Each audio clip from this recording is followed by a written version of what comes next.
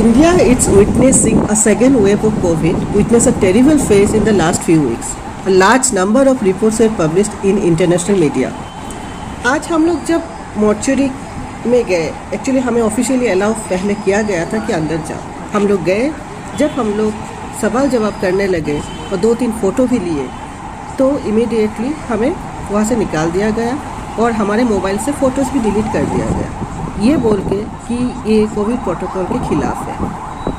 अभी क्यों फ़ोन में से फुटेज डिलीट किया गया पता नहीं है, लेकिन ये तो समझ में आ गया अंदर जाके कि जितना डाटा बाहर निकल रहा है, बोला जा रहा है, उससे कोई गुना ज़्यादा डाटा मौत हो रही है। हम यहाँ से शमशान घाटी जाएंगे, वहाँ पे देखते हैं वहाँ पे क्या क्या हो रहा है। इससे पहले आप लोग रियान टीवी का ये रिपोर्ट देख लीजिए।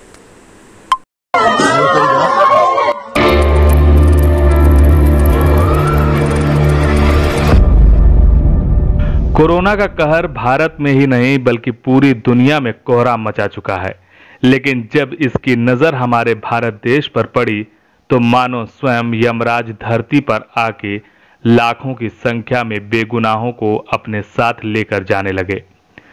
शमशान पर इतनी लंबी लाइन लगने लगी कि शवगृह का पुजारी भी अपने आंसू न रोक सका। पुजारियों ने कहा कि आज हम दुखी बहुत हैं, हमने बहुत सारे लाशों का अंतिम संस्कार कराया है, लेकिन एक दिन में जब 100 लाशों का अंबार लगा देखा तो मानो मुझे लगा क्या धरती का अंत अब आ चुका है। मैं उस माँ, उस बेटे और उस बाप के आंसू नहीं देख पा रहा था। पहले लोग डर के घर से नहीं निकलते थे, अब बिना डरे घर के निकलते हैं।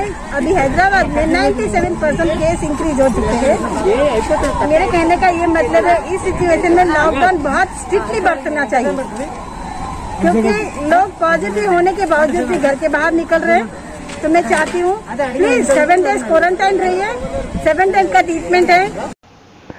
आप ये देखकर हैरान हो जाएंगे कि राजधानी दिल्ली से लेकर पूरे भारत के शहरों के शमशान, कब्रिस्तान ऐसे भर गए मानो भगवान को भी इनको ऊपर बुलाने की जल्दी हो गई हो। कोरोना महामारी ने देश को ऐसा दर्द दिया जिसे ये देश कभी नहीं भूलेगा। क्या बूढ़े क्या जवान, सब कोरोना ने अपना असली रंग दिखाया।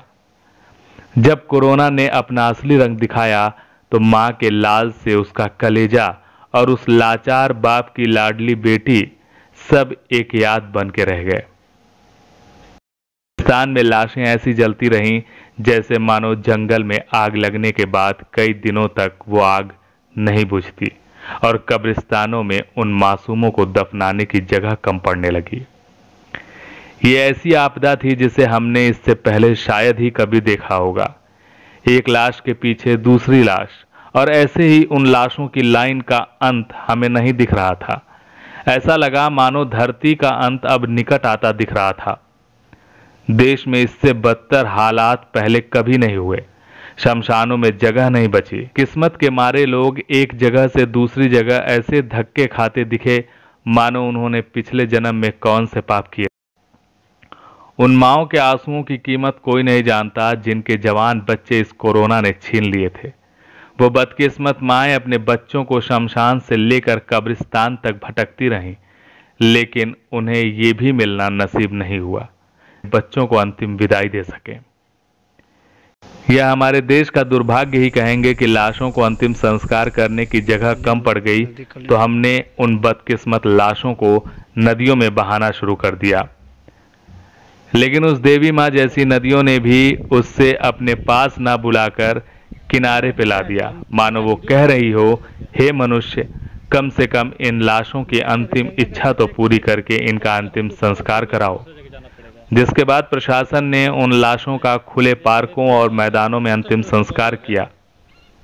अब हम भगवान से यही दुआ मांगते हैं कि भगवान ऐसे दिन हमें अब कभी ना दिखाए, क्योंकि अब हम ऐसा दृश्य देखने की सहन शक्ति खो चुके हैं।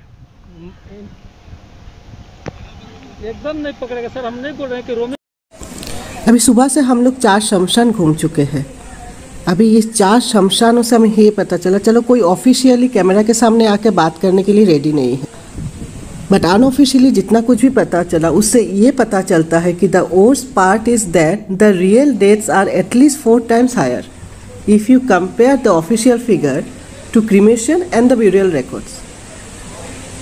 It's a truly calamity for India. You can see this family came for a funeral for a family member never knew was suffering from COVID. After his death only they came to know.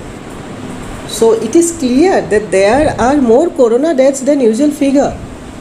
People are simply dying without knowing or getting tested. These deaths are sudden and uncountable. This is Indrani for Real.